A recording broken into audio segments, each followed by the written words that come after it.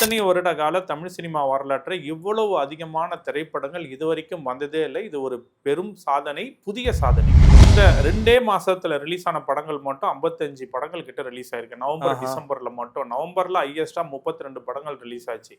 இந்த டிசம்பர்ல வந்து 32 படங்கள் ரிலீஸ் ஆச்சு. வரேன் நானு. ஒரு தக் லைஃப் உண்மையிலேயே இந்த வருஷத்தோட, ஏன்னா கமல் சாரை பொறுத்த வரைக்கும் கடந்த 2 வருஷமா ரொம்பவே வந்து சினிமாவில் ஒரு செட்பேக்னு தான் சொல்லணும். ஏன்னா லாஸ்ட் இயர் இந்தியன் 2 இந்த வருஷமும் ஒரு மணிரத்னம் காம்பினேஷன். எப்போ நாயகனுக்கு அப்புறம் 30 வருடங்களுக்கு மேல இத்தனை எதிர்பார்ப்பு இருந்தது. மணிரத்னம் யார் கூட ஏஆர் ரஹ்மான் சேர்றாரு, சிலம்பரசன், த்ரிஷா, இப்படி இவ்வளோ பேர் அதில் சேர்றாங்க. பட் அவங்க என்ன நான் அந்த படம் பார்க்கும்போது எனக்கு ஒன்னேன்னு தோணுச்சு, சிம்பிளாக அவங்க நாயகனோட பார்ட் 2 எடுத்துட்டு போயிருந்திருக்கலாம். நிறைய ஒரு வருத்தப்பட்டு சொல்ற விஷயம், நான் சில ஊடகங்கள் கூட இதை பற்றி எழுதியிருக்கேன். நிறைய சிங்கிள் ஸ்க்ரீன் பார்த்தீங்கன்னா வீக் டேஸ் எல்லாம் ஷோவே பிரேக் ஆகுது. ஈவினிங் ஷோ மட்டும்தான் நடக்குது. செகண்ட் ஷோ அப்படிங்கிற கான்செப்ட் மல்டிப்ளெக்ஸ் தவிர மற்ற தேட்டர்கள்ல கிடையாது. நிறைய, அதாவது குறைஞ்சிருச்சு, கிடையாதுங்கிற சென்ஸ் பார்த்தீங்கன்னா குறைஞ்சிருச்சு. இந்த வருஷம் கூலி பெரிய வசூல், ஓகேங்களா. அந்த படம் நீங்கள் வந்து ஓடிடி ரைட்ஸு, சேட்டலைட் ரைட்ஸு மற்ற எல்லாம் எடுத்துக்கிட்டு பார்த்தீங்கன்னா அந்த படம் ஒரு 600 கோடி கிராஸ் ஆகிருக்கலான்னு சொல்கிறாங்க பாக்ஸ் ஆஃபீஸில். ஆத்தென்டிக்காக அவங்க சொன்னது ஓப்பனிங் டே சொன்னாங்க அவங்க. அதுக்கப்புறமா அது ரெக்கார்ட் பிரேக்கிங் ஓப்பனிங். அதாவது கூலி வந்து இந்த 2025ல் Day 1 அதிகபட்ச வசூல் நீங்கள் எடுத்துக்கிட்டிங்கன்னா தமிழ் சினிமாவில் குட் பேட் அக்லி சொல்கிறாங்க. பட் குட் பேட் அக்லி கூட அவங்க ஆத்தென்டிக்காக எந்த விதமான அந்த கம்பெனி வந்து Telugu industry, Mythri Movie Makers, அவங்க எதுவுமே அவங்க ஆத்தென்டிக்காக அவங்க.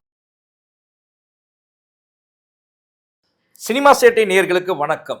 இன்றைய நம்முடைய சிறப்பு விருந்தினராக வந்திருப்பவர் மூத்த பத்திரிகையாளரும் சினிமா விமர்சகருமான திரு வெற்றிவேல் அவர்கள். சார் வணக்கம். வணக்கம். வணக்கம். எப்படி இருக்கீங்க? நல்லா இருக்கேன் ஒருத்தன். சொல்லுங்க. நல்லா இருக்கீங்களா? அட்வான்ஸ் புத்தாண்டு வாழ்த்துக்கள். நன்றிங்க. விஷ் யூ தி சேம்ங்க. சொல்லுங்க. சரி, இந்த 2025ல வந்த படங்கள் எவ்வளோ? தமிழில் மட்டும், தமிழில் மட்டும் பார்த்தீங்கன்னா என்னோட கணக்குப்படி நேரடியான தமிழ் படம் தியேட்டர்களுக்கு வந்த படங்கள் பார்த்தீங்கன்னா 280 படங்கள் வந்துருக்கு. 280? ஆமாம். ஓடிடியில் ரிலீஸ் ஆன படங்கள் வந்து 5 படம் ரிலீஸ் ஆச்சு. யூடியூப்பில் ஒரு படம் டைரெக்டாக ரிலீஸ் ஆச்சு. இந்த 280ங்கிறது தமிழ் சினிமா வரலாற்றில். இந்த 280 யூடியூப்பும் ஓடிடியும் சேர்த்தா சேர்க்காம? இல்லை, அது சேர்க்காம. ஓடிடி தனி 6, அது தியேட்ரிக்கல் ரிலீஸ் மட்டுமே 280. இத்தனை வருட கால தமிழ் சினிமா வரலாற்றை இவ்வளவு அதிகமான திரைப்படங்கள் இதுவரைக்கும் வந்ததே இல்லை. இது ஒரு பெரும் சாதனை, புதிய சாதனை.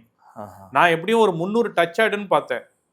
என்னன்னா அக்டோபர் வரைக்குமே உங்களுக்கு வந்து 220 230 படம் கிராஸ் ஆயிடுச்சு. நம்ப மாட்டீங்க, இந்த 2 மாசத்துல ரிலீஸ் ஆன படங்கள் மட்டும் 55 படங்கள் கிட்ட ரிலீஸ் ஆயிருக்கு. நவம்பர், டிசம்பர்ல மட்டும். நவம்பர்ல ஹையஸ்டா 32 படங்கள் ரிலீஸ் ஆச்சு. இந்த டிசம்பர்ல வந்து 32 படங்கள் ரிலீஸ் ஆச்சு. இதுல என்ன எனக்கு ஒரு வருத்தம் அப்படின்னு பார்த்தீங்கன்னா, இந்த டேட்டாஸ் கூட எடுக்க முடியாம, ஒரு பத்திரிகை விளம்பரம் இல்லாம, யூடியூப்ல ஒரு ட்ரெய்லர் இல்லாம, நீங்க பத்திரிகை விளம்பரம்னா கூட உங்களுக்கு ஏதோ காசு போகணும்னு வச்சிங்களேன். ஆனா இந்த யூடியூப்ல கூட ஒரு ட்ரெய்லரை கூட ரிலீஸ் பண்ணாத படங்கள் வந்து நிறைய வருது. ஐயோ, அப்படி எதுக்காக இவங்க பணம் எடுக்கிறாங்க? சினிமா வரும் எல்லாருக்கும் ஏன் ஒருத்தருக்கு ஆர்வம் வருதுன்னு நம்ம கேட்க முடியாது. பட் உங்களுக்கு யூடியூப் பிளாட்ஃபார்ம் ஃப்ரீயா இருக்கு. ஒரு ட்விட்டர்ல ஒரு போஸ்ட் போடலாம், ஃபேஸ்புக்கில் ஒரு போஸ்ட் போடலாம். சில படங்களுக்கெல்லாம் போயிட்டு அந்த படம் ரிலீஸ் ஆச்சா ரிலீஸ் ஆகலையான்னு தேடி எடுக்கிறதுக்குள்ளேயே உங்களுக்கு வந்து கஷ்டமாக இருக்கும். சில படங்கள் டேட் போட்டிருப்பாங்க, வராது. அப்போ ஆன்லைன் டிக்கெட்டிங் வெப்சைட்டில் கூட பார்த்தீங்கன்னா அந்த படம் ரன்னிங் மாதிரியே காட்டிட்டு இருப்பாங்க. ஆனால் படம் வந்திருக்காது. அவங்க ஒரு நாள் கழிச்சு தான் அதை கட் பண்ணுவாங்க. அதுக்கப்புறமா நெக்ஸ்ட் வீக் நம்ம பார்த்தோம்னா போன வாரம் ரிலீஸ் ஆச்சுன்னு நினைப்போம். அந்த படத்துக்கு டேட்டை மாற்றி, உதாரணத்துக்கு 5ஆம் தேதி படம் 12ஆம் தேதி, 5ஆம் தேதி ரிலீஸ் ஆகாது, 12ஆம் தேதி அடுத்த வாரம் தான் வரும்னு வச்சிங்களேன். 12ஆம் தேதி தான் திரும்ப ஆட் வரும், இன்று முதல்ன்ட்டு. நம்ம அன்னைக்கு லிஸ்ட் வச்சதுன்னா மிஸ் ஆகும். இந்த மாதிரி இந்த சில வருடங்களாக தான் இது அதிகமாக இருந்துகிட்டு இருக்கு. அதுக்கு காரணம் வந்து இண்டஸ்ட்ரியில் இருக்கிற அசோசியேஷன் எல்லாருமா சேர்ந்து இதை ரெகுலரைஸ் பண்ணி ஒரு ஸ்ட்ரீம்லைன் பண்ணால் மட்டும்தான் இது வந்து சரி வரும். அதை வந்து யாருமே அதுக்கு ஸ்டெப் எடுக்கிற மாதிரி தெரியல. ரொம்ப வருத்தப்பட வேண்டிய விஷயம் அது. கரெக்ட். தமிழ் சினிமாவில் வந்து இவ்வளோ படங்கள் வருது. உங்களுக்கு நிறைய படங்கள் வந்து நீங்கள் பார்த்தீங்கன்னா டிக்கெட் ஆன்லைனில் நான் ஓப்பன் பண்ணி பார்ப்பேன். ஒரு படம் வருது, நம்ம எல்லா படத்துக்கும் எல்லா ஊருக்கும் தமிழ்நாடு ஃபுல்லாக தேட்டரில் சுற்ற முடியாது. ஒரு ரேண்டமாக செக் பண்ணுவேன் நான். சென்னையில் குறிப்பிட்ட தேட்டர் மல்டிப்ளெக்ஸில் செக் பண்ணுவேன். ஏ சென்டர், பி சென்டர்னு சொல்லுவாங்க இல்லையா, அது மாதிரி தேட்ரிக்கல்லே சென்னையிலே மாதிரி இருக்குது. மல்டிப்ளெக்ஸ் தேட்டரில் ஒரு ரெஸ்பான்ஸ் இருக்கும், சிங்கிள் ஸ்க்ரீனில் ஒரு ரெஸ்பான்ஸ் இருக்கும், சிட்டி உள்ள இருக்கிற தேட்டரில் ஒரு ரெஸ்பான்ஸ் இருக்கும். நீங்கள் தாம்பரமில் பூந்தமல்லியில் இருக்கிற தேட்டரில் வேறு ஒரு ரெஸ்பான்ஸ் இருக்கும் அந்த படத்துக்கு. அது மாதிரி ரேண்டமாக எவ்ரி வீக் வந்து ஃப்ரைடே, சாட்டர்டே, சண்டே ரெகுலராக செக் பண்ணுவேன். திடீர்னு வீக் டேஸ்லையும் செக் பண்ணுவேன். ஈவினிங் ஷோ என்ன இருக்குது, நிறைய ஒரு ஒரு வருத்தப்பட்டு சொல்கிற விஷயம், நான் சில ஊடகங்கள் கூட இதை பற்றி எழுதியிருக்கேன். நிறைய சிங்கிள் ஸ்க்ரீன் பார்த்தீங்கன்னா வீக் டேஸ் எல்லாம் ஷோவே பிரேக் ஆகுது. ஈவினிங் ஷோ மட்டும்தான் நடக்குது. செகண்ட் ஷோ அப்படிங்கிற கான்செப்ட் மல்டிப்ளெக்ஸ் தவிர மற்ற தேட்டர்களில் கிடையாது. நிறைய, அதாவது குறைஞ்சிருச்சு, கிடையாதுங்கிற சென்ஸ் பார்த்தீங்கன்னா குறைஞ்சிருச்சு. ஏதோ வீக்கெண்டில் மட்டும் சில பேர் போகிறாங்க. பார்த்தீங்கன்னா பகல் காட்சிகள் இங்கே நம்ம பேசிகிட்டு இருக்கிற இந்த ஆர்ட் ஆஃப் த வடபழனி கேக்கநகர் சுற்றி இருக்கிற சில தேட்டர்களே நான் டெய்லி அந்த ஏரியா தான் கிராஸ் பண்ணி வரேன். நான் ரொம்ப கஷ்டமாக இருக்கும் பார்க்குறதுக்கு. ஈவினிங் ஷோ கூட பார்த்தீங்கன்னா ஒரு 5 பைக்கு நிற்கும், 10 பைக்கு நிற்கும். ஜேன்னு இந்த கோடியிலேருந்து அந்த கோடி வரைக்கும் நின்ற பைக்லாம் இன்றைக்கி சிங்கிள் ஸ்க்ரீன் தேட்டர்ஸ் நிலைமை 2026 மிகப்பெரிய கேள்விக்குறி. சம்மந்தப்பட்ட தேட்டர் அதிபர்கள் சங்கம், தயாரிப்பாளர்கள் சங்கம் இவங்கெல்லாம் சேர்ந்து ஏதாவது ஒரு விஷயம், இதுக்கு ஒரு சுமூகமான முடிவு எடுத்துகிட்டு வந்தாங்கன்னா தான் இது வந்து மாறுறதுக்கு வாய்ப்பு இருக்குது. இல்லைன்னா எத்தனை தேட்டரும் நீங்கள் மல்டிப்ளெக்ஸ் எவ்வளோனாலும் வரலாம் உங்களுக்கு. சிங்கிள் ஸ்க்ரீன் தானே ஒரு காலத்தில் சினிமா வாழ்ந்ததே சிங்கிள் ஸ்க்ரீன் வச்சு தான். அதுக்கப்புறமா தான் 2 தேட்டர் 3 தேட்டர்னு வந்தது. இன்னைக்கு பார்த்தீங்கன்னா கூட அந்த வெள்ளி சனி ஞாயிறு தான். அது கூட பார்த்தீங்கன்னா பெரிய ஹீரோக்கள் படங்கள் தான். பெரிய ஹீரோக்கள் படங்களுக்கே பார்த்தீங்கன்னா அந்த வெள்ளி சனி ஞாயிறு. இந்த வருஷம் வந்த பல படங்களே நான் பார்ப்பேன். திங்கக்கிழமெல்லாம் பார்த்தீங்கன்னா கூட்டமே இருக்காது தேட்டரில். அப்படியான ஒரு நிலைமையில தமிழ் சினிமா போயிட்டு இருக்கு. இதுக்கு ஏதாவது ஒரு மாற்றம், என்ன மாற்றம் இல்லை என்ன சொல்யூஷனுங்கிறத அவங்க தான் உட்காந்து பேசி முடிவு எடுக்கணும். ரைட். இப்போ இந்த 280 தியேட்டரிக்கல் ரிலீஸ் ஆச்சு, அதில் எவ்வளோ படங்கள் வந்து ஒரு பாக்ஸ் ஆஃபீஸ் ஹிட்டு கொடுத்த ஒரு 10 படம், முக்கியமான 10 படம்? சார் ஆக்சுவலி பார்த்தீங்கன்னா இது வந்து இந்த மாதிரியான ஒரு கலெக்ஷன் டேட்டா அப்படின்னு வந்து சம்மந்தப்பட்ட ப்ரொடியூசர் கொடுக்கறது மட்டும்தான் ஆத்தென்டிக். மீதி பேர் வந்து உங்களுக்கு சோஷியல் மீடியாவில் இருக்கிற இன்ஃப்ளூயன்சஸ் ஒன்று போடுவாங்க, ஒரு படத்துக்கே சம்மந்தம் இல்லாமல் அதே இண்டஸ்ட்ரியில் இருக்கிற ஒருத்தர் சொல்வார். எதுவுமே வந்து ஆத்தென்டிக் கிடையாது. அப்ராக்சிமேட்டாக காது வழி வந்த செய்தியை மட்டும்தான் நம்ம பேச முடியும். இங்கே வந்து ஏன்னா சம்மந்தப்பட்ட ப்ரொடியூசருங்களே பார்த்தீங்கன்னா 1 நாள் 2 நாள் வசூல் சொல்லுவாங்க. அப்புறம் பார்த்தீங்கன்னா அவங்க அந்த படம் தியேட்ரிக்கல் ரன் ஓடி முடிஞ்ச பிறகு கூட வசூல் உங்களுக்கு சொன்னது கிடையாது. இந்த வருஷத்தில் அப்படின்னு பார்த்தீங்கன்னா நம்ம இண்டஸ்ட்ரி வைஸ் பாக்ஸ் ஆஃபீஸில் இண்டஸ்ட்ரியில் விசாரித்த வரைக்கும் பார்த்தீங்கன்னா நமக்கு அதிகபட்சமாக இங்கே இந்த வருஷம் ஓடி வசூலை குவித்த படம்னு பார்த்தீங்கன்னா உங்களுக்கு வந்து லோகேஷ் கனகராஜ் இயக்கத்தில் ரஜினிகாந்த் நடித்த கூலி படம். அந்த படம் வந்து எப்படி இந்த வருஷம் வந்து ஒரு 1000 crore வந்து தமிழ் சினிமாவில் கிராஸ் ஆகி ஒரு பெரிய ரெக்கார்ட் பிரேக்கிங் படமாக அமையும்னு எதிர்பார்த்தீங்கன்னா அந்த படத்தில் நாகார்ஜுனா, ஸ்ருதிஹாசன், அனிருத் மியூசிக்கு, நாகார்ஜுனா, ஸ்ருதிஹாசன், சத்யராஜ், அதுக்கப்புறம் சௌபின் ஷாபீர் மலையாள ஆக்டர், இப்படி ஒரு பெரிய ஸ்டார் காஸ்டோட அந்த படம் உபேத்ரா வந்தது. பட் ஆனால் அந்த படம் வந்து டிசாஸ்டர் மாதிரியும் ஒரு இல்லைங்க. அந்த படம் அப்படிலாம் அதெல்லாம் வந்து நிறைய, அதாவது தான் சொல்கிறேனே, இன்னைக்கு வந்து இந்த சோஷியல் மீடியாவில் வந்து இந்த நடிகருக்கு பிடிக்காத எதிர் நடிகர், அந்த நடிகருக்கு பிடிக்காத இந்த நடிகர், இந்த மாற்றி இவங்க வந்து ஒருத்தருக்கு ஒருத்தர் குழப்பி பண்ணிட்டு ஒரு ப்ரொடியூசர் சம்மந்தப்பட்ட ப்ரொடியூசர் சொல்கிற வரைக்கும் மீதி பேர் யார் என்ன சொன்னாலும் அது எல்லாமே ஃபேக் தான். இன்னும் சொல்லப்போனால் கலெக்ஷன் ரிப்போர்ட் அப்படிங்கிற வருது வந்து மீதி பேர் கொடுக்குற 99% ஃபேக்கு தான். நான் ஓப்பனாகவே சொல்லுவேன். அது அந்த ப்ரொடியூசருங்கிறது நமக்கு வந்து 1%, அதாவது அவங்க சொல்கிறது தான் நம்ம ஏற்றுக்கணுன்ற ஃபேக்கில் சொல்கிறேன். கரெக்டு, ஓகேங்களா? ஏதோ ஒருத்தர் இல்லை, அந்த ஒரு தேட்டர் ஓனர் சொல்லலாம், ஆனால் எத்தனை தேட்டர் ஓனர் நான் இவ்வளோ தான் வசூல் பண்ணேன்னு சொல்லுவாங்க? உண்மையை சொல்ல மாட்டாங்க யாருமே. சொல்லுவாங்க, அதில் உங்களுக்கு தெரியும் தேட்ரிக்கல் எப்படி சொல்லுவாங்கங்கிறதும் தெரியும் உங்களுக்கு. தேட்ரிக்கல் உங்களுக்கு நம்மளே என்னங்க, நான் பார்க்குறேன்ல, இதே மாதிரி எல்லாரும் ஒரு தேட்ரிக்கல் புக்கிங் எடுத்து பார்த்தாங்கனாலே தெரிஞ்சிட போகுது எவ்வளோ போயிருக்கு என்னங்கிறது. ஒரு படம் அதுக்கு மேலே சில படங்கள் ஓடிய படம், உண்மையிலேயே ஓடிய படங்கள்ங்கிறது சொல்லுவாங்க. அது பார்க்குறவங்களுக்கும் தெரியும், இண்டஸ்ட்ரியில் இருக்கவங்களுக்கும் தெரியும். அதை யாரும் மறைச்சி வந்து நம்ம பொய் சொல்ல முடியாது. அந்த விதத்தில் பார்த்தீங்கன்னா இந்த வருஷம் கூலி பெரிய வசூல், ஓகேங்களா? அந்த படம் நீங்கள் வந்து ஓடிடி ரைட்ஸு, சேட்டலைட் ரைட்ஸு மற்ற எல்லாம் எடுத்துக்கிட்டு பார்த்தீங்கன்னா அந்த படம் ஒரு 600 கோடி கிராஸ் ஆகிருக்கலான்னு சொல்கிறாங்க பாக்ஸ் ஆஃபீஸில். ஆத்தென்டிக்காக அவங்க சொன்னது ஓப்பனிங் டே சொன்னாங்க அவங்க. அதுக்கப்புறமா அது ரெக்கார்ட் பிரேக்கிங் ஓப்பனிங். அதாவது கூலி வந்து இந்த 2025 Day 1 ரெக்கார்ட் பிரேக்கிங். ஆமாம், Day 1 வசூலில் கூலி தான் வந்து உங்களுக்கு வந்து ரெக்கார்ட் பிரேக்கிங் வசூல். அது அதுக்கப்புறமா உங்களுக்கு பார்த்தீங்கன்னா அதிகபட்ச வசூல் நீங்கள் எடுத்துக்கிட்டிங்கன்னா தமிழ் சினிமாவில் குட் பேட் அக்லி சொல்கிறாங்க. பட் குட் பேட் அக்லி கூட அவங்க ஆத்தென்டிக்காக எந்த விதமான அந்த கம்பெனி வந்து Telugu industry, Mythri Movie Makers, அவங்க எதுவுமே அவங்க ஆத்தென்டிக்காக அவங்க வசூல் என்னங்கிறத சொல்லல. ஓடி இருக்கு அந்த படம். ஆமாம், படம் ஓடி இருக்குன்னு சொல்கிறாங்க. அது ப்ராஃபிட்டா என்ன எதுங்கிற டீட்டெயில் யாருக்குமே தெரியாது. ஓவரால் இண்டஸ்ட்ரியில் கேட்கும் போது என்ன சொல்கிறாங்க, என்ன விஷயம் நம்ம கலெக்ட் பண்ண முடிஞ்சதில் பார்த்தீங்கன்னா டிராகன் படம், பிரதீப் ரங்கநாதன் நடித்த டிராகன் படம் வந்து மேசிவ் ஹிட். அது ஏறக்குறைய 150 கோடி அந்த படம் கலெக்ட் ஆயிருக்கிறதா சொல்றாங்க. அந்த படத்தோட கலெக்ஷன் அது வந்து ஒரு ஒரு பட்ஜெட் உங்களுக்கு விக்கிபீடியா சோர்ஸ்ல அவங்க கொடுக்கறது 30 கோடி பட்ஜெட் கொடுக்குறாங்கன்னு நினைக்கிறேன் விக்கிபீடியா சோர்ஸ்ல உங்களுக்கு. ஆனாலும் நீங்க பட்ஜெட்லாம் விட்டுருங்க. ஆனா ஒரு 150 crore கிட்ட அந்த படம் கலெக்ட் ஆகுது. இண்டஸ்ட்ரியில நம்ம வந்து விசாரிச்சதுல நமக்கு தெரிஞ்சது. இன்னும் இதுக்கு அடுத்து பெரிய ஹிட் என்ன நீங்க எப்படி மீன் பண்ணீங்கன்னு கேட்டீங்கன்னா டூரிஸ்ட் ஃபேமிலி படம். ஏறக்குறைய அந்த படம் வந்து ஒரு 10 கோடி தான் பட்ஜெட்ன்ற மாதிரி சொன்னாங்க இண்டஸ்ட்ரியில. ஒரு 100 கோடி கிட்டக்க வரைக்கும் அந்த படம் போயிருக்கு. அதுக்கப்புறம் பிரதீப் 100 கோடி படங்கள் லிஸ்ட் எடுத்துன்னு பாத்தீங்கன்னா உங்களுக்கு வந்து அப்படின்னு பாத்தீங்கன்னா இப்ப டிராகனும் அதே மாதிரி தான் கம்மி இன்வெஸ்ட்மெண்ட்ல தான் வந்து ஒரு நல்ல ரெவென்யூ வந்திருக்கு. ஆமா பட் உங்களுக்கு வந்து டூரிஸ்ட் ஃபேமிலி என்னன்னா ஒரு அறிமுக இயக்குனர் படம் உங்களுக்கு டிராகன் வந்து ஒரு 2வது படம் தான் டைரக்டருக்கு. அது இல்லாமல் பேனர் பெரிய பேனர் அது. இந்த படம் பார்க்கும்போது இது கண்டென்ட் வேற அதனோட ப்ரொமோஷன் வேற. டூரிஸ்ட் ஃபேமிலிலாம் பெருசாலாம் ப்ரொமோஷன் பண்ணல. நான் அங்கே கண்டென்ட் இஸ் த கிங். இங்கே பிரதீப் ரங்கநாதன் நான் சொல்ல வரேன். அந்த ஹிட்டை நான் குறைச்சி மதிப்பிடல. ஆனாலும் இன்னைக்கு இருக்கிற சினிமா ட்ரெண்ட்ல வந்து உங்களுக்கு ஒரு பெரிய சென்சேஷன் ஹிட் கொடுக்கறது இன்றைய ஜென்சி இளைஞர் கிட்ஸ் தான். அவங்க தான் வந்து உங்களுக்கு பார்த்தீங்கன்னா பிரதீப் ரங்கநாதோட 2 ஹிட்டுக்கு காரணமே அதுதான். ஏன்னா டியூட் படமும் பெரிய ஹிட் பிரதீப் ரங்கநாதன், அதுவும் 100 crore மேல கிராஸ் ஆயிடுச்சுன்னு சொல்றாங்க அந்த படமும். ஸோ இந்த 2 படங்கள் உங்களுக்கு பெரிய ஹிட். இது போக நீங்க 100 crores படங்கள்னு பார்த்தீங்கன்னா உங்களுக்கு வந்து விஜய் சேதுபதியோட தலைவன் தலைவி 100 crore சொன்னாங்க உங்களுக்கு. அதுக்கப்புறமா பார்த்தீங்கன்னா நம்ம இவரோட படம் விடாமுயற்சி 100 crore சொன்னாங்க.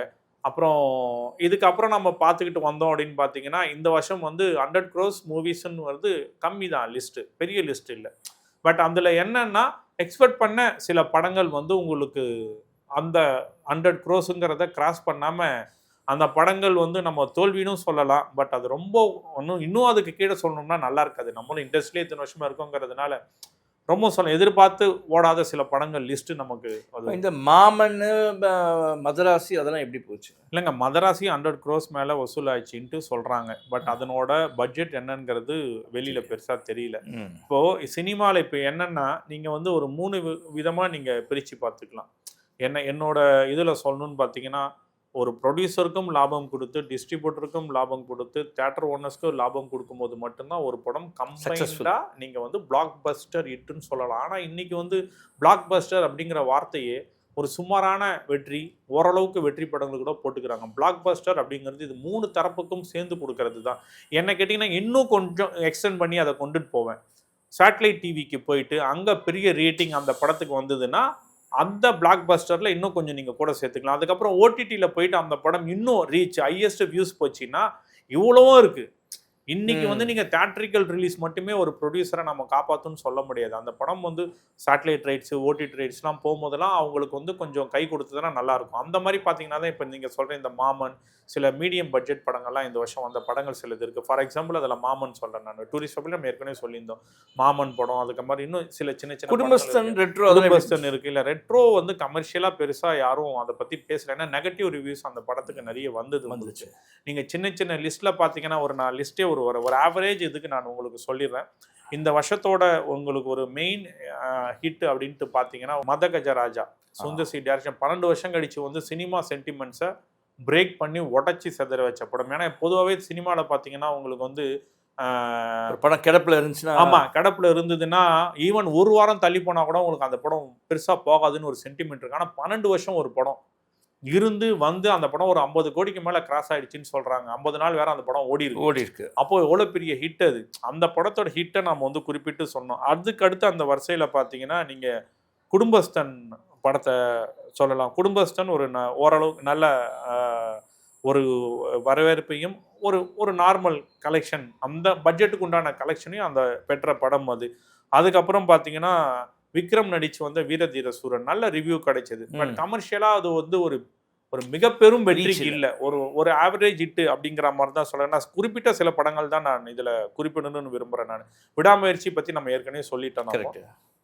அதுக்கப்புறம் பாத்தீங்கன்னா ரெட்ரோ நம்ம விடாமுயற்சி வந்து சக்சஸ் இல்ல, அது அவங்களே அந்த படத்தை பத்தி அந்த கம்பெனியே பெருசா கண்டுக்கல. அந்த படத்தை பத்தி அது ஒரு பெரிய நிறுவனம் வந்தது தமிழ் சினிமாவில் பெரிய பெரிய ஹீரோக்கள் வச்சு பண்ண படம். இந்த விடாமுயற்சியை வந்து அவங்க ஒரு சீரிய முயற்சியோட கொண்டு போய் ரசிகர்கள் கிட்ட சேர்க்கலன்னு தான் நான் சொல்லுவேன். It's not a bad film என்னை பொறுத்த வரைக்கும். அது வந்து ஒரு ஓடிடிக்கெலாம் பார்த்தீங்கன்னா ஒரு ஆப்டான ஒரு படம் அது. ஆனால் அதை பெருசாக இம்பார்ட்டன்ஸ் கொடுக்காம இம்பார்ட்டன்ஸ் கொடுத்து போய் ரீச் பண்ணி கொண்டுட்டு போகலாம் அவங்க. அதை ரெட்ரோ நம்ம ஏற்கனவே சொன்ன காம்பினேஷன் அது வந்து நம்ம எக்ஸ்பெக்ட் பண்ண சூர்யாவோ கார்த்திக் சுப்ராஜோ காம்பினேஷனோ அதில் இல்லாமல் போயிடுச்சு அந்த படத்துக்கு. அதுக்கப்புறம் பார்த்தீங்கன்னா 11 படம் வந்து உங்களுக்கு ஓடிடியில் நல்ல ரெஸ்பான்ஸில் போன படம், மீடியம் பட்ஜெட் படத்தில் நான் 11 அந்த படம் தேட்ரிக்கலி கொஞ்சம் டல்லு நவீனோ யாரும். ஆமாம், ஆனால் அந்த படம் வந்து உங்களுக்கு ஓடிடியில் வந்து ஒரு பெரிய ரெஸ்பான்ஸ் இருந்தது அந்த படத்துக்கு. அப்புறம் ரிவ்யூ வைஸுன்னு நம்ம சில படங்கள் லிஸ்ட் எடுத்து பார்த்தோம்னு வச்சிங்களேன், இந்த பறந்து போ ராமோட சிவா மிர்ச்சி சிவா நடித்த அந்த பறந்து போ படம் கொஞ்சம் இருந்தது. 3 BHK ஒரு படம் ஒரு பெரிய ஒரு சென்சேஷன் கிரியேட் பண்ணலைன்னா கூட ஒரு ஒரு ஒரு யதார்த்தமான ஒரு நடுத்தர ஃபேமிலியில் அந்த படம் வாடகை இருக்கிற எனக்கு தெரியாதோட. ஆமாம், ஒரு சொந்த வீடு கட்டணும்னு நினைக்கிறவங்களுக்கு ஒரு பார்க்குறவங்களுக்கு ஃபீல் குட் மூவியாக இருந்தது அது. அந்த படத்தில் ஒரு சின்ன சின்ன ஒரு ஒரு ட்ராபேக்ஸ் இருந்தது, அதெல்லாம் கொஞ்சம் ஸ்க்ரீன் பிளேல கரெக்ட் பண்ணியிருந்தாங்கன்னா அந்த படமும் இந்த வருஷத்தில் இன்னும் அதிகமாக பேசப்பட்ட ஒரு படமாக இருந்திருக்குங்கிறது என்னோட கணிப்பு. அப்புறம் பார்த்தீங்கன்னா ரொம்ப அண்டர் ரேட்டட் மூவி இந்த வருஷத்தில் நான் சொல்லணும்னு பார்த்தீங்கன்னு வச்சிங்களேன், மாரிசன் படத்தை சொல்லுவேன். ஃபகத் ஃபாசில் வடிவேலு நடிச்சு வந்த படம் ஆக்சுவலி ஒரு சரியான படம், ஒரு சமூக ஒரு ஒரு அக்கறை உள்ள படம். அதை ஒரு மாதிரி ஒரு பேட்டர்னில் கொண்டுட்டு போயிருந்தாங்க. அந்த படத்தையும் அந்த மாதிரி தான் போய் கொண்டு போய் சேர்க்கவே இல்லை. அது ஏன் அப்படி பண்ணாங்க தெரியல எனக்கு. ஆக்சுவலி உங்களுக்கு மாமன்னன் தானே ஃபகத் ஃபாசிலும் இவரும் பண்ண படம்க்கு அப்புறம் அந்த காம்போ திரும்ப வருது. ஒரு நல்ல யுவனோட மியூசிக் வந்து அருமையான மியூசிக், நல்ல படம். அந்த படத்தை வந்து பெரிய லெவலில் எடுத்துகிட்டு போயிட்டு சேர்க்காம வீட்டிட்டாங்க அதில். அதுக்கப்புறம் சின்ன படங்கள் சில படங்கள் லிஸ்ட்டு சொல்கிறதுல நீங்கள் பார்க்கும்போது அடுத்ததில் சக்தி திருமகன் விஜய் ஆண்டனி நடிச்சு வந்த படம். அந்த படம் பார்த்தீங்கன்னா சக்தி திருமகன் வந்து தியேட்டரிக்கலாவும் வந்து நல்லா தான் இருந்தது அந்த படம். ஓடிடியில் ஒரு மிகப்பெரிய, அதாவது தமிழ் சினிமாவின் பல பிரபலங்கள் அந்த படத்தை ஓடிடியில் பார்த்துட்டு விஷ் பண்ணாங்க. அதுக்கப்புறமா பைசன் படம் இந்த வருஷத்தோட இன்னொரு ஒன் மோர், எப்படி நம்ம டூரிஸ்ட் ஃபேமிலி குடும்பஸ்தன் அந்த மாதிரி படங்கள் நம்ம ஒரு லிஸ்ட்டில் கொண்டு வந்து வைக்கிறோமோ, பைசன் படம் அதில் டூரிஸ்ட் ஃபேமிலிக்கு அடுத்து என்னை பொறுத்த வரைக்கும் கேட்டிங்கன்னா நான் டூரிஸ்ட்டுக்கு அடுத்து செகண்ட் பிளேஸாக இந்த படத்தை தான் நான் சொல்லுவேன். பைசன் வந்து ஒரு ஒரு ஒரு கபடி பிளேயர், ஒரு ஒரு ஒரு நல்ல ஒரு யதார்த்தமான ஒரு வாழ்வியலை வந்து மாரி செல்வராஜ் அந்த படத்தில் கொடுத்துருந்தாரு. துருவ் விக்ரம் அந்த படத்தில் சூப்பராக நல்லா பண்ணியிருந்தாரு.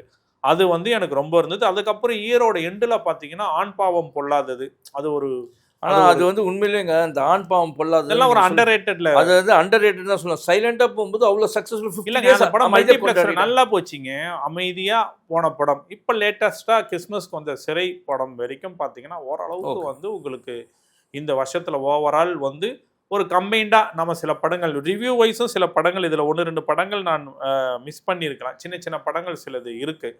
அந்த மாதிரி படங்கள் சிலது இல்லாமல் வந்து நல்லா போயிருக்கிறதா சொல்கிறாங்க. ஏன்னா ஒரு 3 கோடி பட்ஜெட்டில் எடுத்துகிட்டு ஒரு ஓடிடி சேட்டலைட்டு அதுக்கப்புறம் தியேட்ரிக்கல் ஒரு ஆவரேஜ் அந்த மாதிரி அந்த படங்கள் ரெவென்யூ கிடைச்ச படங்கள்னு சில படங்கள். எந்த படங்கள் அது? இல்லை ஃபார் எக்ஸாம்பிள் நான் கேட்ட வரைக்கும் பார்த்தீங்கன்னா இந்த காந்தி கண்ணாடி படம் சொன்னாங்க, காந்தி கண்ணாடி. அதுக்கப்புறம் மெட்ராஸ்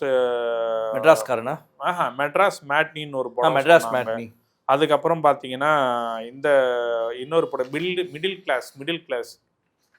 மிடில் கிளாஸ் ஆமாம், முனிஷ் காந்தி நடித்த படம். இந்த மாதிரி சில படங்கள் வந்து சொல்கிறாங்க. அந்த இந்த மாதிரி இன்னும் ஒரு 2-3 படங்கள் இதில் சேர்த்துக்கலாம். இல்லை வெளியில் தெரியாமல் இல்லை நம்ம ஊடகம் லெவலுக்கு ரீச் ஆகாமல் ஓடின சில படங்களும் இருக்கலாம்.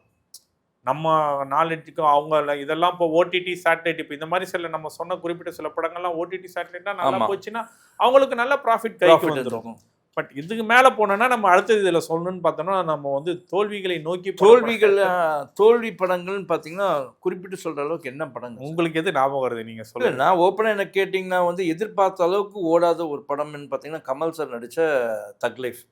அதோட எதிர்பார்ப்பு பெருசாக இருந்துச்சு. பட் அந்த அளவுக்கு அது வந்து இத்தனைக்கும் நான் ஒரு கமல் ரசிகர், அவரோட படங்களை ரசிக்கக்கூடியவர். இப்போ விஜய் படங்களில் ரஜினி படங்களையும் ரசித்து பார்ப்போம். ஒரு சினிமா ரசிக்கணும், அந்த மாதிரி கமல் அவரோட படத்தில் ரசிப்பேன்.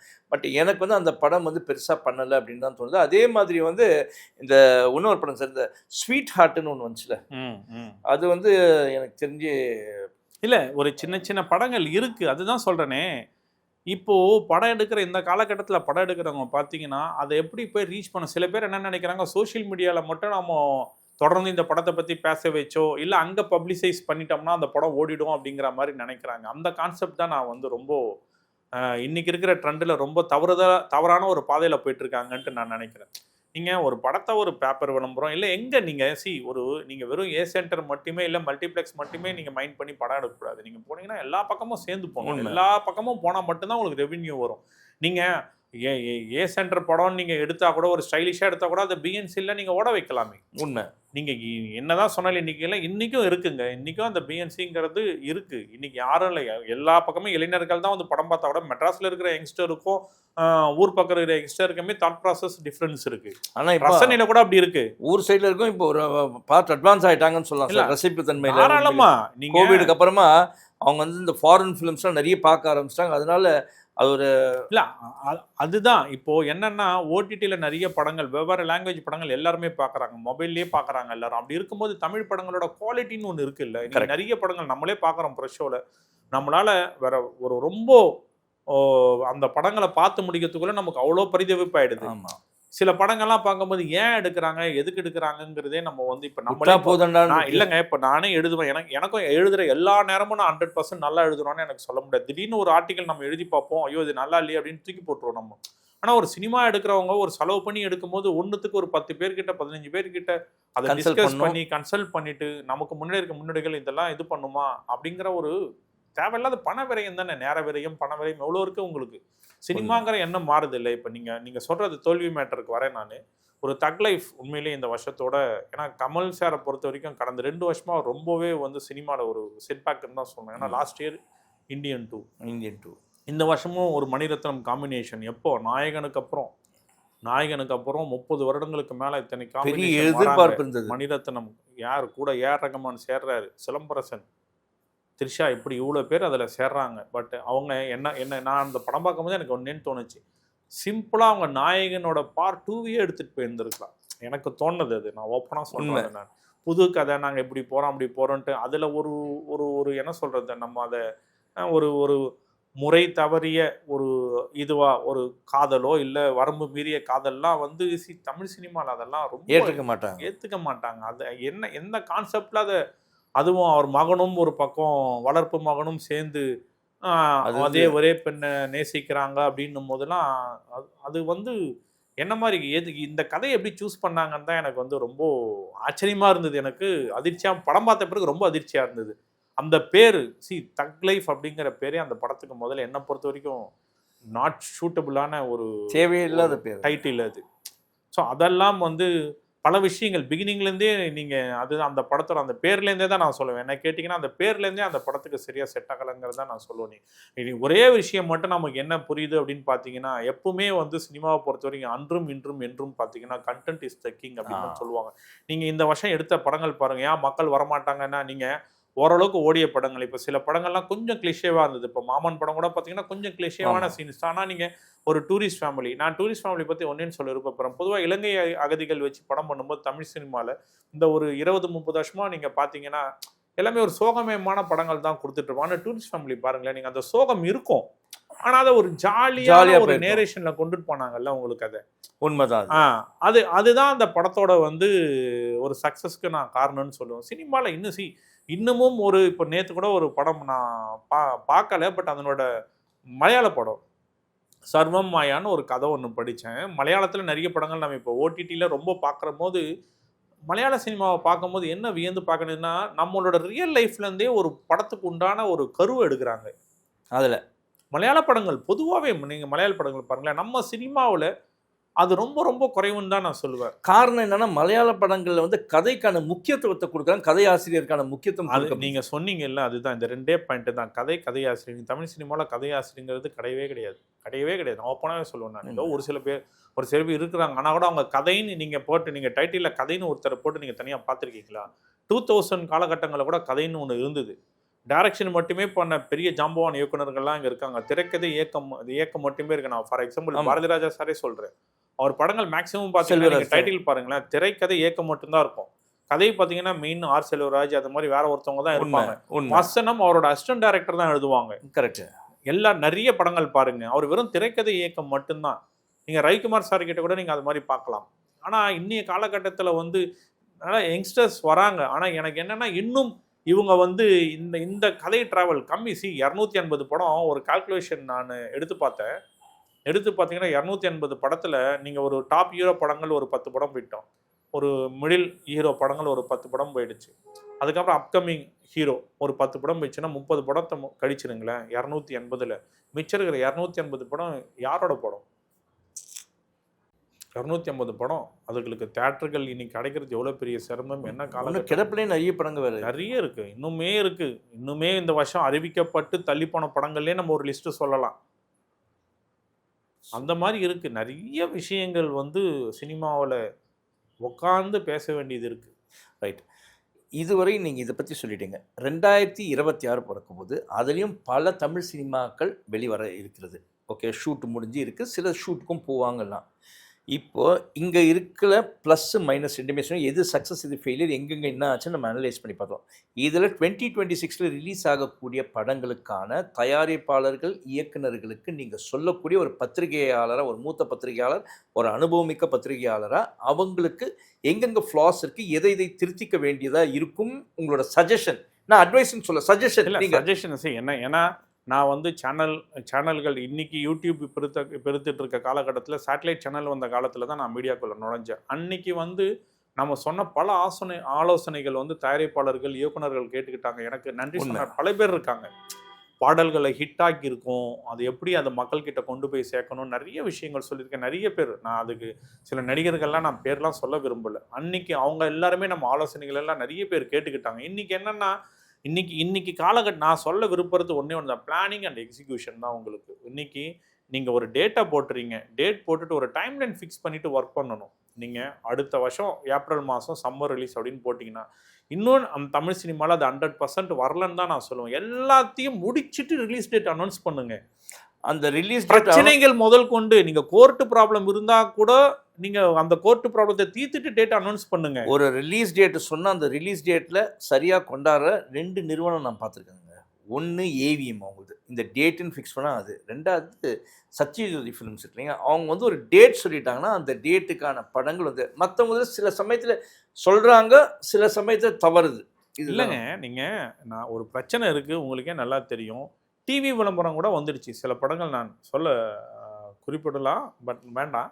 டிவி விளம்பரம் கூட போட்டாங்க, வருது இந்த டேட்டை போட்டாங்க. ஆனால் கடைசியில் படம் வரல, போட்டு ஸ்டே கொடுத்துட்டாங்க. ஆமாம், சரி, எல்லாத்தையும் முடிச்சுட்டவங்க. தியேட்டர் கமிட்மெண்ட்டு காம்படிஷனில் வருது. 2 பெரிய படங்கள் இந்த டிசம்பர் மாதம் அது மாதிரி நடந்தது. தமிழில் ஒரு படம் நடந்தது, தெலுங்கில் ஒரு படம் நடந்தது. உங்களுக்கு தெலுங்கில் அந்த படம் வந்து மிகப்பெரிய ஹீரோ, ஓகேங்களா. அது ஆனால் படம் எதிர்பார்த்த அளவு வந்து அந்த படம் வந்து போகலை. இதுக்கு முன்னாடி அவங்க எடுத்த படம், அதே ஹீரோவும் அதே டைரக்டர் பண்ண படம் எங்கேயோ போச்சு வசூல். பட் உங்களுக்கு ஒரு அந்த ஒரு சென்டிமெண்ட்டு வந்து ஒரு பக்கம் நீங்கள் நம்ம பிரேக் பண்ணது இந்த வருஷம் தமிழ் சினிமா. ஆனால் நீங்கள் தமிழ் சினிமாவில் நீங்கள் எல்லாமே முடிச்சுட்டு வாங்க, அதுக்கப்புறம் பிளான் பண்ணுங்கள். பிளான் பண்ணி எக்ஸிக்யூஷன்ஸு எங்கே போய் சேர்க்கணுமோ அந்த படத்தை கரெக்டாக கொண்டு போய் சேருங்க. இன்றைக்கி டார்கெட் ஆஃப் ஆடியன்ஸ்னு ஒரு படத்துக்கு நமக்கு யாருன்னு தெரியும். உண்மை. ஒரு படம் எடுக்கிறோன்னா இந்த படத்தோட டார்கெட் ஆஃப் ஆடியன்ஸ் யார், இது யார் பார்ப்பாங்க, இதை வந்து யங்ஸ்டர்ஸ் பார்ப்பாங்களா, ஃபேமிலி ஆடியன்ஸ் பார்ப்பாங்களா, யார் பார்ப்பாங்க. ஏன்னா இன்றைக்கி வந்து ஃபேமிலி ஆடியன்ஸ்லாம் நிறைய வரதே கிடையாது தேட்டருக்கு, யங்ஸ்டர்ஸ் மட்டும்தான் வராங்க. நீங்கள் மற்ற ஆடியன்ஸை கொண்டு வரணும், எங்கே கொண்டு வரணும், எந்த சோர்ஸில் அவங்களுக்கு நம்ம விளம்பரம் எங்கே விளம்பரம் கொடுக்குறோம், எங்கே ப்ரொமோஷன் பண்ணணும். ப்ரொமோஷன்றாங்க, எல்லா பக்கமும் ப்ரொமோஷனுங்கிறாங்க. ஆனால் நம்ம கண்ணுக்கு எதுவுமே தெரிய மாட்டேங்குது. உண்மைதான் அது. ப்ரொமோஷனுங்கிற கான்செப்ட் நீங்கள் பார்த்தீங்கன்னா இன்ஃப்ளூயன்சர் போகிறாங்க, உங்களுக்கு வந்து சோஷியல் மீடியா போகிறாங்க, யூடியூப் போகிறாங்க, வெப்சைட் போகிறாங்க, எல்லாம் போகிறாங்க. ஒவ்வொன்றுத்துக்குமே டார்கெட் ஆஃப் ஆடியன்ஸ் இருக்குது.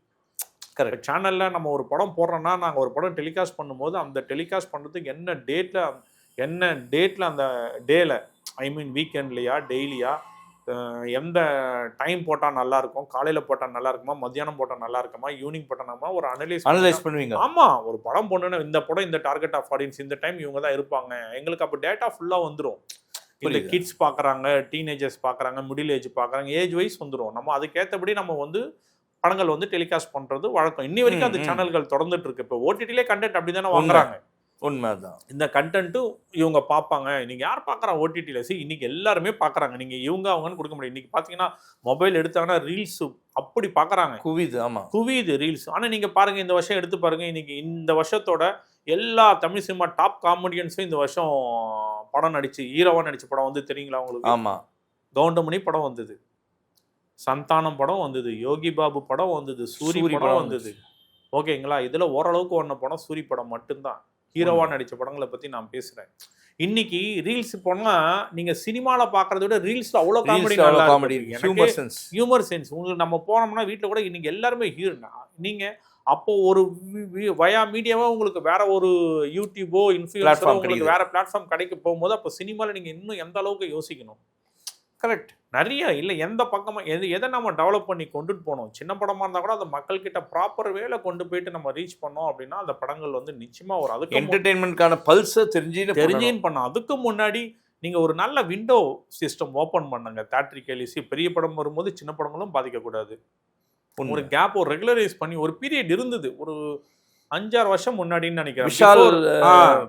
அப்போ ஒரு ஒழுங்குமுறை வச்சிருந்தாங்க. இந்த படம் போடுவாங்க. அதுலயும் சில ப்ராப்ளம் இருந்தாலும் எனக்கு தெரிஞ்சு முடிஞ்ச அளவுக்கு அதை வந்து அப்போ மெயின்டைன் பண்ணிட்டு இருந்தாங்க. ரெகுலேட்டரி கமிட்டி வச்சிருந்தாங்க. அந்த மாதிரி ஒண்ணு வந்து அமைஞ்சு யாராலும் பண்ணலாம். சினிமா தாங்க இன்னைக்கு. நான் அதையும் சொல்ல விரும்புறேன். எல்லா படம் வந்தாலும் எல்லா படமும் ஒன்று ஒரு நீங்க ஒரு 1000 ரிலீஸ் தியேட்டர் இருக்குன்னா எல்லாருமே எல்லா படமும் ஓடட்டுமே. இந்த ஊர் இந்த இந்த காற்று இந்த இது எல்லாருமே வாழறதுக்கு உண்டான பூமி எல்லாருக்கும் சுவாசிக்கிறது தான். இங்க மனிதனும் இருக்கணும், மிருகமும் இருக்கணும், எல்லாருமே இருக்கணும். அப்படி இருக்கும்போது ஒரு படம் வரும்போது எல்லா படமும் ஓட்டும். எண்ட் ஆஃப் த டே எது நல்ல படமோ அந்த படம் தானே ஓட போகுது. உண்மைதான். நம்மளே நிறைய பார்த்துருக்கோம். ஆகா ஓகோன்னு சொன்ன படங்கள் ஓடாம போயிருக்குது. பிஃபோர் ரிலீஸ் நான் சொல்றேன். உண்மை. அதுக்கப்புறம் பார்த்தீங்கன்னா உங்களுக்கு வந்து வேற ஒரு படம் லிஃப்ட் ஆகி ஓடி இருக்கு. சினிமாங்கிறத பொறுத்த வரைக்கும் வந்து உங்களுக்கு படம் வந்த பிறகு வரக்கூடிய வெற்றி தான். அதுதான் முக்கியம். நீங்க அதுக்கு முன்னாடி ஒரு படத்தை பத்தி நீங்க என்ன வேணாலும் சொல்லலாம். ஒரு படம் நல்லா இருந்ததுன்னு வச்சிங்களேன், அந்த படம் அதுக்கு உண்டான ஆடியன்ஸ் தானா வந்து அந்த படத்தை வந்து ஓட வச்சிருவாங்க. அதுதான் நான் வந்து ரொம்ப குறிப்பா சொல்ல வர்றது அதுதான். ஒரு எல்லா படங்களும் வரட்டும், நல்ல நல்ல படங்கள் கண்டென்ட் கொடுங்க, நல்ல படங்கள் ஓடட்டும். என்டர்டெயின்மெண்ட் தான் சினிமா. ஒரு என்டர்டெயின்மெண்ட் இருந்தால் கூட உங்களுக்கு ஓடுது இல்லை. இப்போ இந்த ஒரு அனலைஸ் பண்ணுங்க. ஒரு கடந்த 5 வருஷத்துல எடுத்துங்க. அந்த கொரோனாக்கு அப்புறம் சினிமா அப்படி இருந்தது அனலைஸ் பண்ணுங்க. இந்த படம் ஓடுது, ஓடல, இது ஓகே. இந்த காலகட்டத்தில் இந்த படம் ரிலீஸ் பண்ணியிருக்கோம். சம்மரில் இந்த படம் ஓடுது, அப்புறம் பொங்கலில் ஓடுது இந்த படம், தீபாவளியில் இந்த படம் ஓடுது, ஒரு வெக்கேஷன் குவார்டர் லீவ் ஆஃப் லீவ்ல இப்படி ஓடுது. இப்படி கொண்டு வாங்க. அந்த மாதிரியான ஒரு மாற்றி காலம் மாறும்போது நம்மளும் மாறிட்டு போயிட்டே இருக்கணும். அந்த மாதிரி விஷயங்கள் இன்னும் கொஞ்சம் மாற்றிக்கிட்டாங்கன்னா தமிழ் சினிமா இந்த 1000 கோடிங்கிறதுலாம் நம்ம போகும்போதெல்லாம் சில பேர்லாம் அப்படியே தெலுங்கு அடிச்சிடுச்சு 1000 கோடி, 2 படம் அடிச்சிடுச்சு, 3 படம் அடிச்சிடுச்சு, அப்புறம் கன்னடம் கூட நாங்கள் அடிச்சிட்டோம், அப்புறம் தமிழ் சினிமா எங்கன்ட்டுலாம் கேட்கும் போதெல்லாம் வசூலுக்கு ஒரு மாதிரி போனாலும் நமக்கே ஒரு மாதிரி ஒரு போட்டிக்கு நம்ம எழுதுனா கூட ஒரு மாதிரி இன்னைக்கு அந்த மாதிரி ஆயிடுச்சு. கரெக்ட். நம்ம கண்டென்ட் ஒரு பக்கம் இருந்தாலும் கமர்ஷியலும் ஒரு பக்கம் இருக்கணும்ல. ஒரு 1000 கோடியோ ஒரு வரட்டுமே. இங்க அந்த மாதிரி இல்லையே. இங்க ஒரு காலத்துல தமிழ் சினிமா தான் தென்னிந்திய சினிமாவின் மையமா இருந்தது. இன்னும் சொல்லப்போனா பல இந்தி படங்கள் இங்க இருக்கிற ஸ்டுடியோக்கள்ல தான் எடுத்திருக்காங்க. இன்னைக்கு அப்படி இருந்த ஒரு இடத்த வந்து அதனோட ஒரு ப்ரிவிலேஜ் இருக்குல்ல, அதை பத்தி நினைக்கும் போது நமக்கே கொஞ்சம் வருத்தமா தான் இருக்கு. அது வந்து இந்த 2026ல மாறுன்ட்டு நான் நம்புறேன். அதாவது தமிழ் சினிமாவில் இருக்கக்கூடிய தயாரிப்பாளர்கள் ப்ளஸ் கிரியேட்டர்ஸ் எல்லாருக்கும் உபயமாக இருக்கக்கூடிய அளவுக்கு ஒரு கலந்துரையாடல்ன்றதை விட ஒரு நேர்காணல் தான் இது உண்மையிலே. அதில் வந்து நீங்கள் பல சஜஷன்ஸும் நீங்கள் கொடுத்துருக்கீங்க இதில் உண்மையிலே. இதை கண்டிப்பாக இந்த நேர்காணலில் தமிழ் திரைப்படத்தில் இருக்கக்கூடிய தயாரிப்பாளர்கள் மற்ற டிரெக்டர்ஸ் ஆர்டிஸ்ட் எல்லாருமே பார்ப்பாங்க. கண்டிப்பாக பார்த்ததுக்கப்புறம் உங்களுடைய ஆலோசனைகளை அவங்க கண்டிப்பாக ஏற்றுப்பாங்க அப்படின்னு என் மனசில் படுது. சினிமா நல்லா இருக்கட்டுங்க. சினிமா நல்லா இருந்தால் போதும். ஏன்னா நம்ம ஏறக்குறைய 30 வருஷம் பயணம் சினிமாவை சார்ந்த பயணமாயிடுச்சு. நம்ம சினிமாவும் ஒரு பெருமை. எப்பேற்பட்ட இயக்குனர்கள், நடிகர்கள் உங்களுக்கு சினிமாவிலிருந்து தமிழ்நாட்டை ஆண்டவர்கள்னு அரசியலுக்கும் நீங்கள் பல உதாரணங்கள் சொல்லலாம். மொத்தத்தில் நம்ம தமிழ் சினிமா நல்லா இருக்கட்டும். அதனால் எத்தனை நேர்முகமாக மறைமுகமாக எவ்வளோ தொழிலாளர்களுக்கு பணிகள் கிடைக்குது, என்ன உங்களுக்கு வருவாய் அரசாங்கங்களுக்கு எவ்வளோ கிடைக்குது, 2 அரசாங்கங்களுக்கும் உங்களுக்கு மத்திய அரசுக்கும் மாநில அரசுக்கும் போது பல விஷயங்கள் அடங்கி இருக்கல. இது என்ன சினிமா தானேன்ட்டு இதை வந்து இது பண்ணக்கூடாது. இதனால எவ்வளோ இருக்கு, உண்மை எவ்வளோ பேரோட வந்து உங்களுக்கு குடும்பங்கள் இதனால காப்பாற்றப்படுது. அதையும் நம்ம பார்க்கணும் இல்லையா? அதுதான் என்னோட விருப்பம். அதுதான் படம் பார்ப்போம். இந்த 2026 நடக்குன்ற நம்பிக்கையோடே இருப்போம். மிக்க நன்றி வெற்றிவேல். நன்றி நேயர்களே.